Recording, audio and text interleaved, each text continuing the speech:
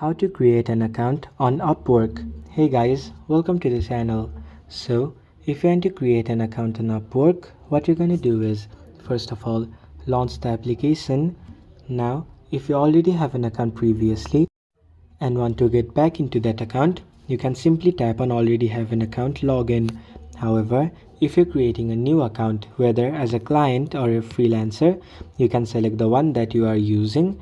After you do that, tap on create account.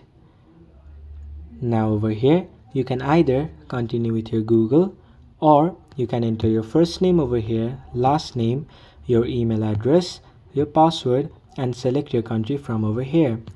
After you do all that, tap on this over here. After you toggle it on, tap on create my account. After you do that, you will successfully be able to create an account on Upwork. So thanks for watching the video till the end. Hope the video was helpful to you, and see you in the next one.